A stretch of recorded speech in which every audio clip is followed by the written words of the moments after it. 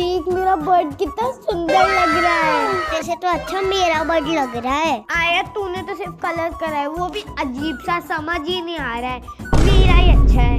ये ना pattern drawing है इसलिए मैंने पैटर्न बनाया और मेरा ही अच्छा है। मैंने ड्रॉ करके कलर किया है इसलिए मेरा ही अच्छा है। ऐसे कर रही है तो भाई को बुलाते। भाई क्या हुआ परी? भाई देखिए ना ये पैटर्न ड्राइंग और अब भी कह रही है तो क्या तूने अजीब सा बना दिया और मेरा ही अच्छा है ना। तुम दोनों की लड़ाई सुलझाना मेरे बस की बात नहीं है। एक काम करते हैं, फ्रेंड से पूछ लेते हैं किसका अच्छा है। फ्रेंड्स, आपको कौन सी ड्राइंग अच्छी लगी? आयत ने जो पैटर्न ड्राइंग करी है वो, या परी ने जो खुद से बनाया है वो? हमें कमेंट में जरूर बताएं।